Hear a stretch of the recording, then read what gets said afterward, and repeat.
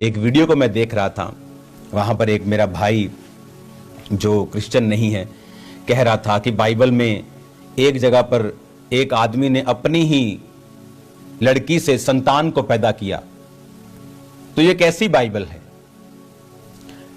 मैं उस अपने प्रिय भाई को यह कहना चाहता हूं, अधूरा ज्ञान और अनपढ़ता बहुत ही खतरनाक है। बाइबल में जब परमेश्वर के लोगों ने पाप किया तो परमेश्वर ने उन पापों को छुपाया नहीं है। दाऊद ने जब बैतशेबा के साथ पाप किया तो परमेश्वर ने उसे लिखा है और सबको बताया है। परमेश्वर ने फिर यह भी बताया है कि बैतशेबा के साथ जब उसने पाप किया और प्रभु ने उसको माफ भी कर दिया, but the consequences of that sin, उस पाप का जो असर था उसे उसने खत्म नहीं किया।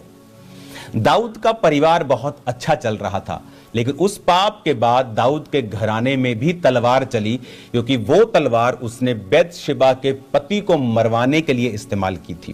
क्योंकि उसका पति सेना में था, तो दाऊद ने अपने सेनापति को कहा कि इसके पति को ऐसी जगह पे रखना युद्ध में जहां से मर जाए, खतरनाक जगह पे रखना इसको जहां सबसे ज्यादा खतरा है। तो वो मर गया, तो दाऊद ने उसको अपनी पत्नी बना लिया, उसकी पत्नी को। अब जब नातान नबी आया और उसने उसके दुखों को, उसके पाप को बताया, और दाऊद ने कहा प्रभु मुझे माफ करे, तो नातान ने कहा प्रभु तुझे माफ करता है, लेकिन पाप का कॉन्सिक्वेंस क्या था, पाप का असर क्या था कि दाऊद के अपने बेटे तलवारों से मारे गए। हालांकि वो राजकुमार थे, लेकिन परमेश्वर ने बुद्धि को पकड़ लिया, विरोध करने लगे।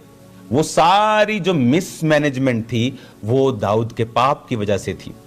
दाऊद को फिर उन्हीं पहाड़ों पर जहां वो शाऊल से बचता फिरता था, नंगे पांव भागता था, उन्हीं पहाड़ों पर राजा बनने के बाद भी उसे भागना पड़ा, अगर आप बाइबल को ध्यान से पढ़ेंगे तो। और बाइबल कहती लोग उसे श्रापित करने लगे, ओछा कहने लगे, उसको कहने लगे तूने शाऊल को मारा इसलिए खुदा का क्रोध तुझ पे आया है।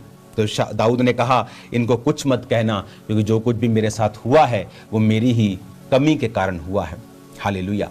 अब जब ऐसे लोग जो अनपढ़ हैं, बाइबल को नहीं समझते, जस्ट एक सब्जेक्ट की तरह पढ़ के आपको वीडियो पे आ जाते हैं, उसको मैं समझाना चाहता हूं।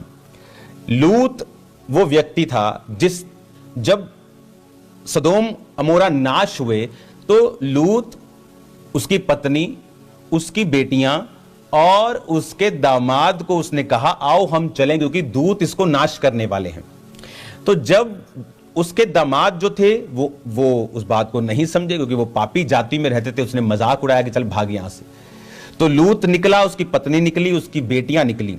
तो प्रभु के दूतों ने कहा था पीछे मुड़ के मत देखना। लूत की पत्नी ने पीछे देखा, नमक का खंबा बन गई, रह गया लूत और उसकी दो बेटियां। जब उनकी बेटियों ने देखा कि कोई संसार का मनुष्य नहीं है जो बच्चा पैदा हो सके हमसे, तो उसने अपने बाप को शराब पिला के बच्चों को पैदा किया। यह पाप था।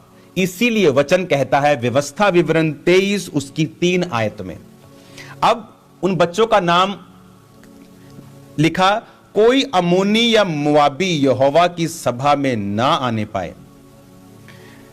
अब अपनी स्क्रीन पर आप देखोगे,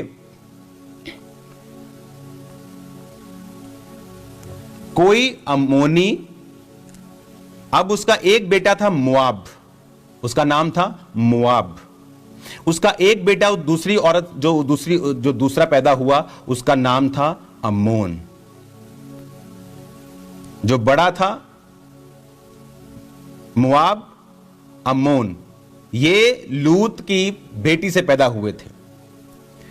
अब पाप तो हो गया, तो ये कोई परमेश्वर ने एक्सेप्ट थोड़ी किया इसको।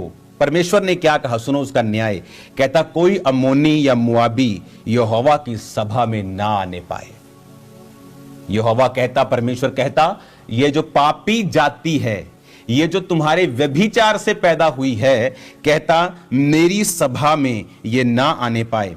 कहता किंतु 10 पीढ़ी तक उसके वंश का कोई भी यहोवा की सभा में ना आने पाए। 10 पीढ़ी तक लूत की बेटियों से जो पैदा हुए मुआब और अम्मोन, खुदा कहता इनकी 10 पीढ़ियां इसका बेटा, उसका बेटा, उसका बेटा, उसका बेटा, उसका बेटा, पोता पड़, grand grand grand grand son, उसका उसका उसका उसका 10 पीढ़ियों तक ये मुझे अपनी शक्ल ना दिखाए। इतना नफरत करता है परमेश्वर पाप से। वो तुम्हारी तरह नहीं है कि थोड़े से पैसे में बिक गए और बाइबल की खिलाफत शुरू कर दी। 10 पीढ़ियों तक परमेश्वर ने कहा कि कोई इनमें से 10 पीढ़ियों तक यहोवा की सभा में कभी ना आने पाए।